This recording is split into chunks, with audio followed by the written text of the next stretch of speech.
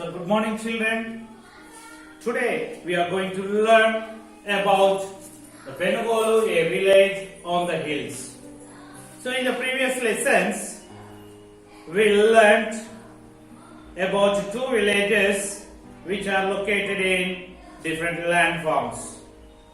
So that is Penugolu, a village in the Krishna Delta, and the next one Doku, a village on a plateau region. Yes, children. So today, we are going to learn about a village which is situated on the hilly region. Okay. So, what is the name of the village? The name of the village is Penugolu. Okay. So, in this lesson, we are going to learn about the location of this Penugolu village, whether it is situated the hills which are in the eastern Ghats or in the western Ghats, and how are the houses in the Penugolu village. So, how on which the people depend for their livelihood, and what kind of agricultural practice is there in the Penugolu region, and what kind of crops they produce, and the customs means whom they worship, the gods whom they worship, and what are the crops or vegetables do they grow in their kitchen garden, and so what are the festivals do they celebrate. All these things we are going to learn in this chapter. Okay children. So now we see, first before going to enter into this lesson, we see what is a hill. Can anybody define what is a hill? Yes. A high elevated area from the sea level. A high elevated area from the sea level is called hill. Means, so all the elevated areas are not hills. The height must be less than 1,000 feet. The average height must be less than 1,000 feet. Then it is called the hill. So already we learnt while we were learning about the plateau region. Our Telangana is the part of the Deccan Plateau. Or Telangana is the part of the Deccan Plateau. If you see that the shape of the Deccan Plateau is triangular in shape, I already told you. Yes, the east, there are these Deccan Plateau is flanked by the eastern Ghats of the east and western Ghats of the west. Okay children. So now we see that the eastern Ghats are located on the borders of the Kambam. Okay. So eastern Ghats to our Telangana, these eastern Ghats are located on the borders of Kambam. So the hill ranges of Telangana are the part and parcel of the eastern Ghats. The hills of the Telangana are the part and parcel of the eastern Ghats. These hills consist of Karimnagar, Rangareddy, Mahbubnagar districts. Okay, these hills consist the hills of the Karimnagar, Rangareddy and Mahbubnagar districts. Then further, these hills are spread to the states like Chhattisgarh, Andhra Pradesh and Orissa. Okay, understand? These hills further spread to the states like Chhattisgarh, Andhra Pradesh, and Orissa. Okay, so in the hills, already you know that the tribal people they live in the hilly regions. What are the people they live in the hilly region? The tribal people they live in the hilly region. Who are the tribal people? Which are the different tribes?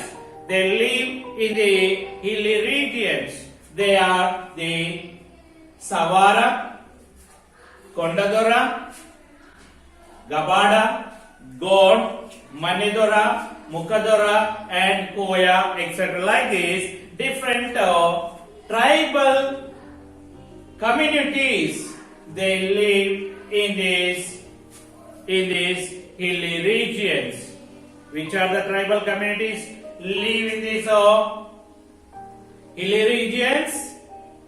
Savara, Kondadora, Gabada, Gond, Manedora, Mukadora, and the Koyas.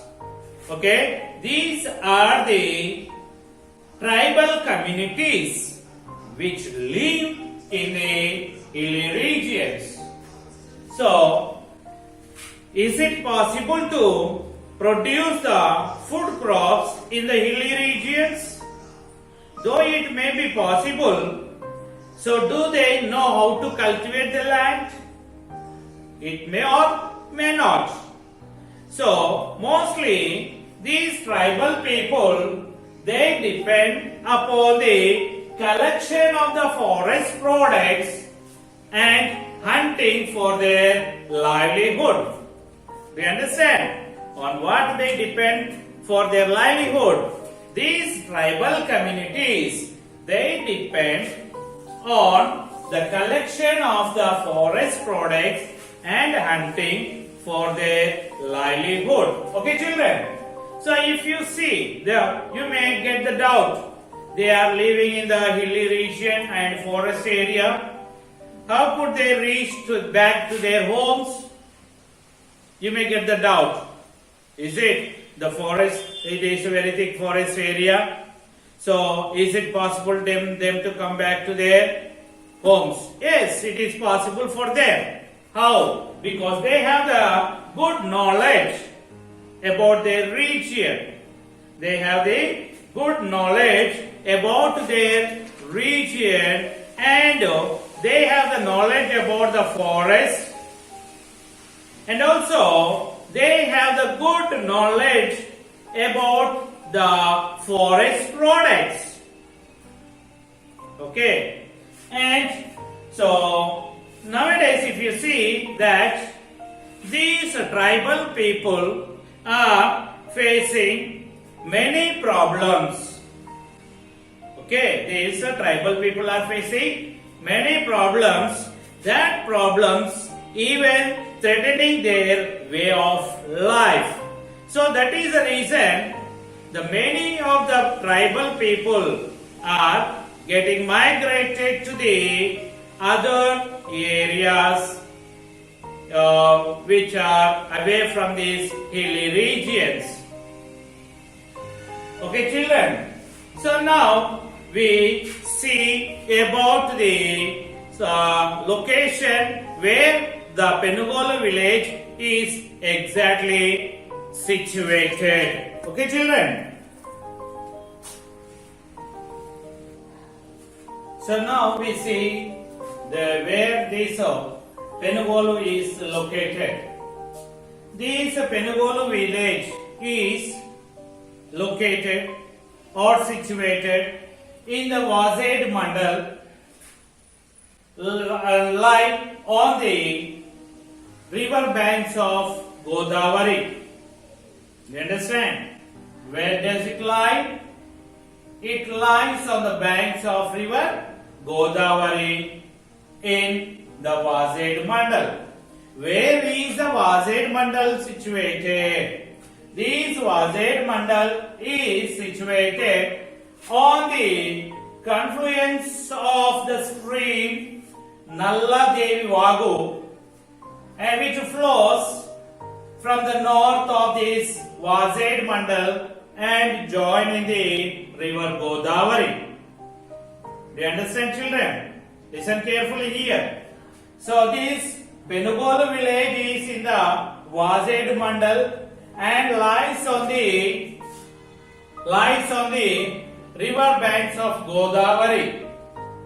So this Vazed Mandal is situated on the confluence of the stream Nalladevi Vagu, which flows north of the Vazed and join in the Godavari river.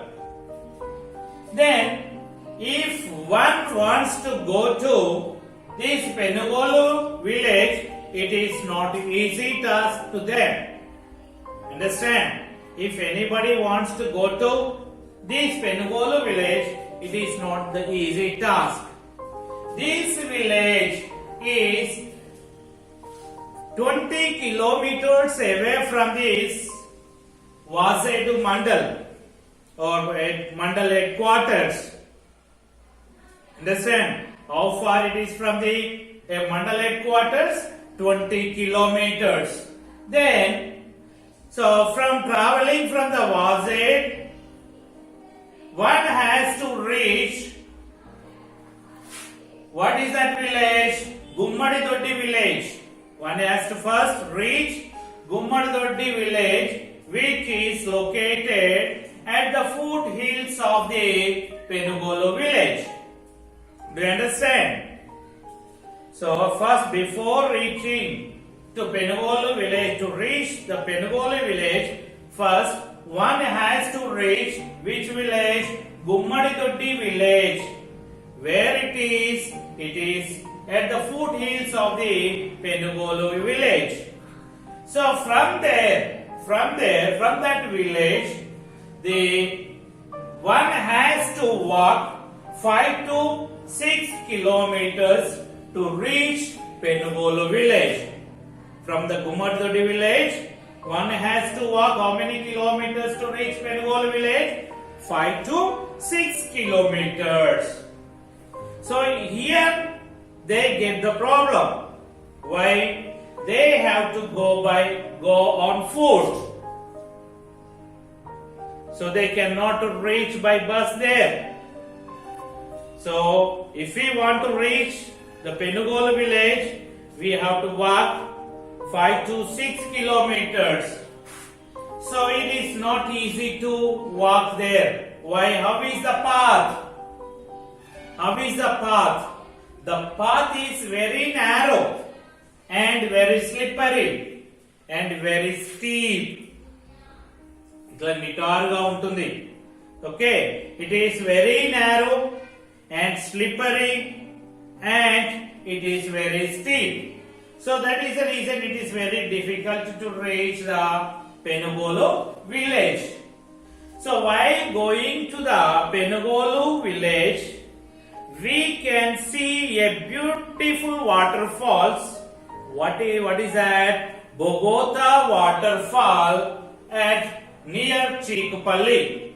What is the waterfall we can see there? Bogota waterfall near Chikupalli. So while going to this Penugolu village, we can see thick forest and where the occasionally patch of cleared land. So you can see thick forest in which you can find the occasionally patch of cleared land. So why the people who live in the hilly areas or the forest areas, they cut or clear the forest, we'll learn the next. If you see the soils of this Penugolu village, completely the red soil. It is not fertile soil. Hilly region. How will be the land or terrain? You can understand. It is completely covered by the plenty of stones and pebbles. So it is very difficult for the cultivation.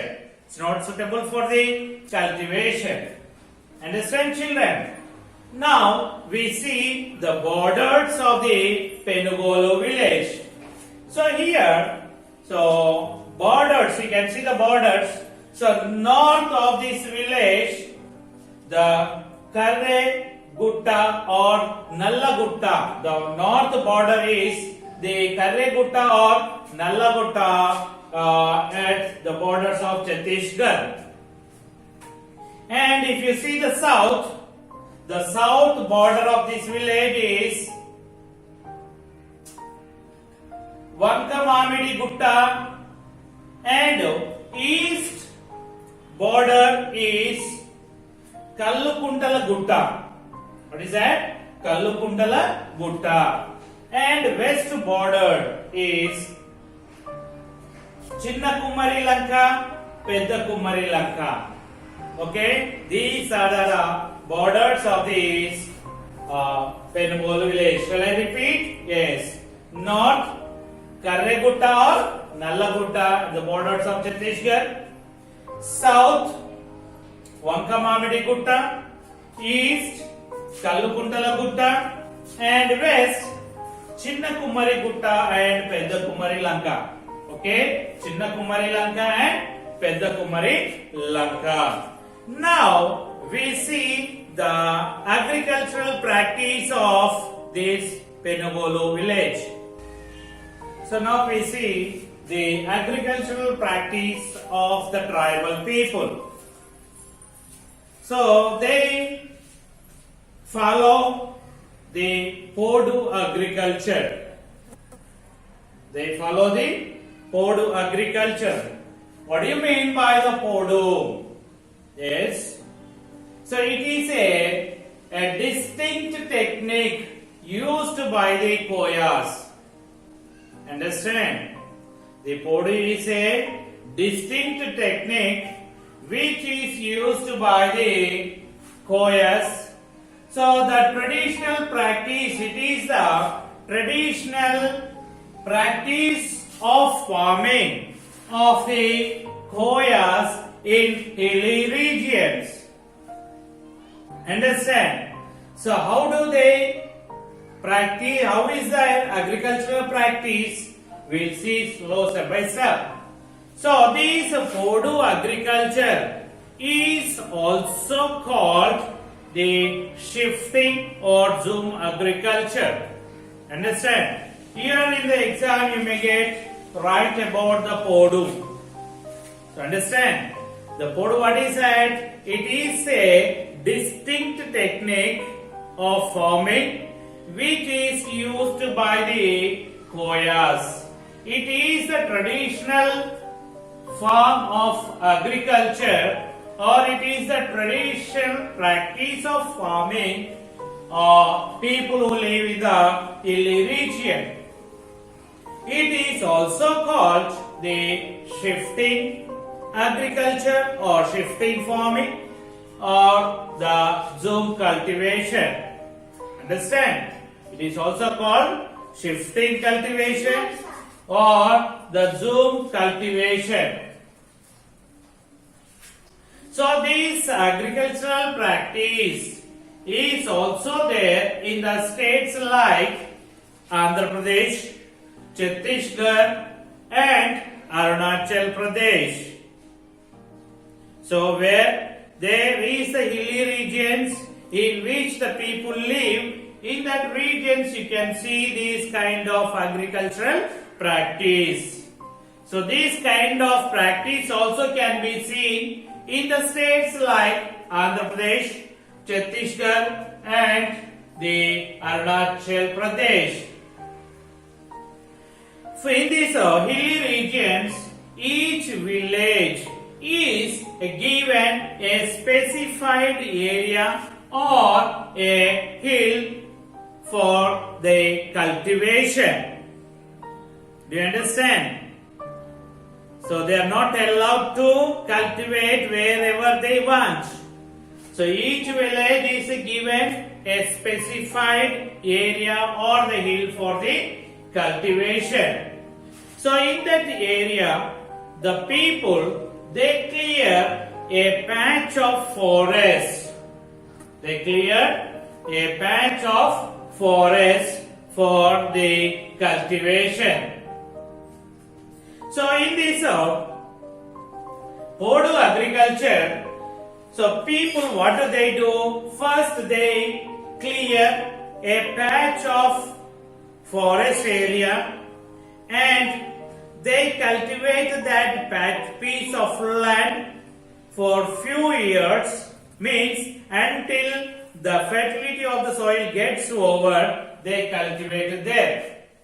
After that, what do? They move to other place and clear a patch of forest and they cultivate that area. Understand? So for few years until the fertility of that soil gets over. Like that, they go on changing their farm areas. So that is the reason it is called shifting agriculture or zoom agriculture.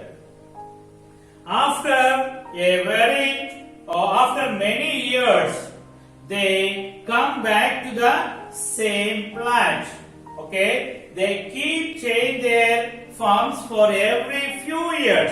Means for few years they cultivate in the same piece of land, and after that they move to the another area and there they clear the patch of forest and they cultivate there for few years. Again that they move to the other area and clear the patch of forest land and cultivate there. Like that they go on shifting their agricultural land.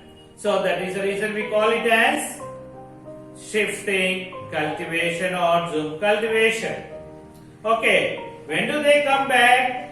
The first land, after many years, they come back to the first plant. So when do they cut the forest or when do they cut the trees? They cut the forest, they cut the trees in the month of December, and allow them to get dry. And after that, after getting dry up, so in the months of April and May, they burn that logs. Okay. So then they burn in the month of April and May before the arrival of the rains. Understand? Then after that, so when there is the arrival of the rainfall, the people, means in the month of June, these tribal people, they dig the land. They dig the land with the digging sticks to rebuild the seeds. So to sow the seeds, they use the method. It's called the broadcast method. Broadcast method means they spread the seeds on the ground after dribbling the ground by using the digging sticks. Understand, children? Then, so in their cultivation, these tribal people, they do not use any fertilizers. They grow their crops naturally.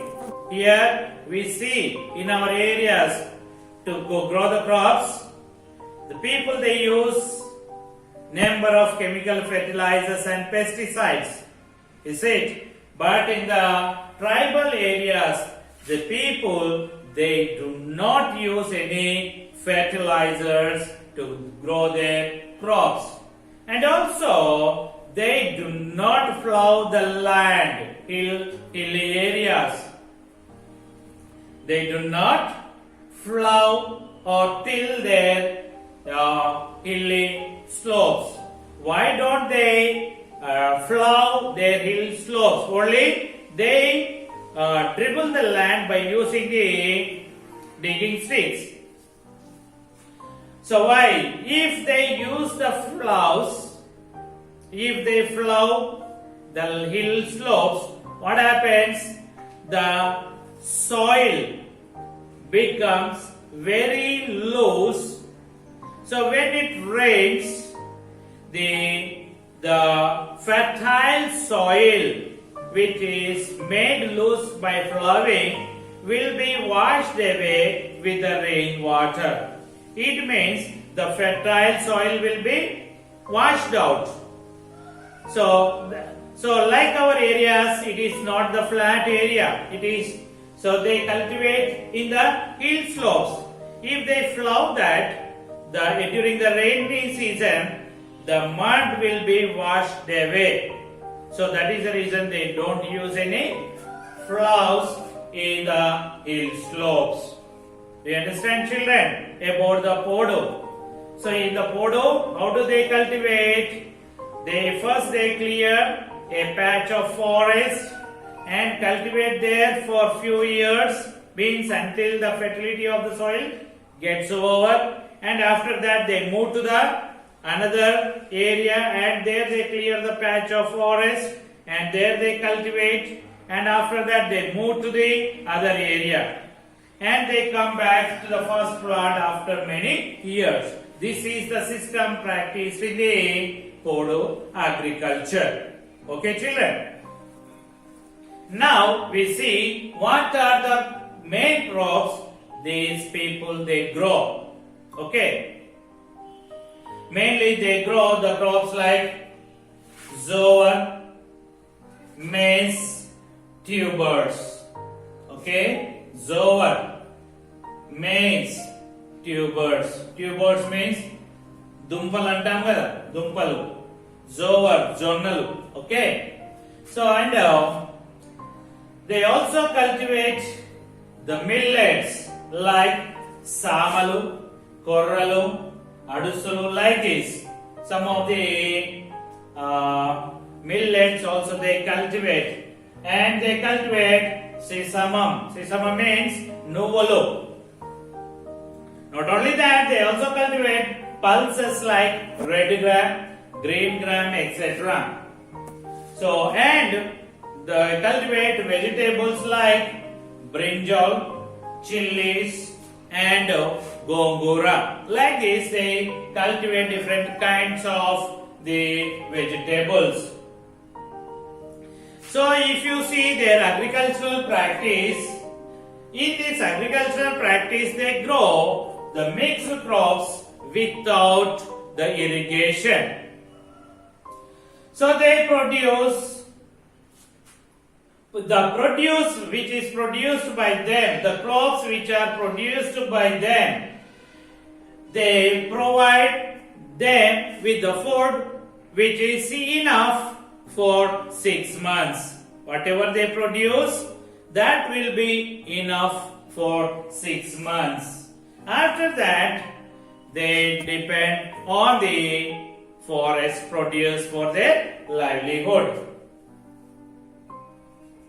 So here it is not easy task for them to produce the crops or grow the crops in the forest area.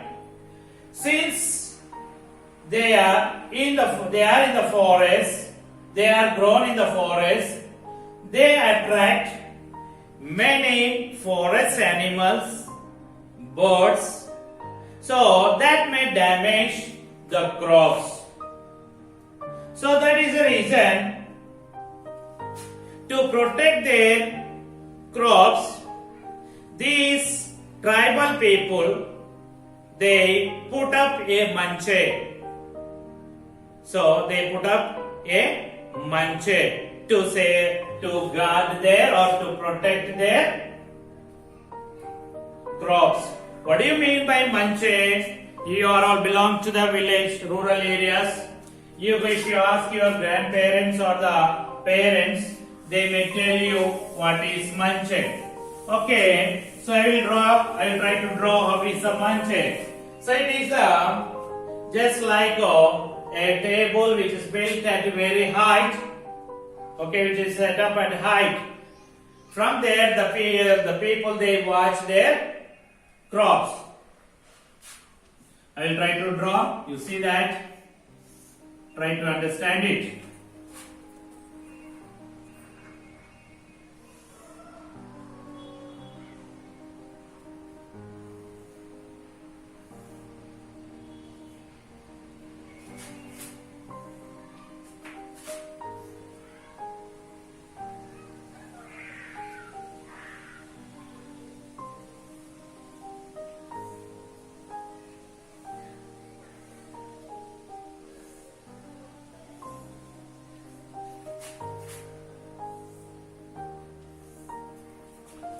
So like this, they built the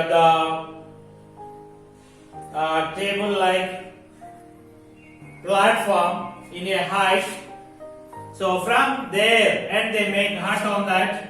They make hut on that. From there, they observe their crops and they protect their crops from the forest animals like wild pigs, okay, and from the birds.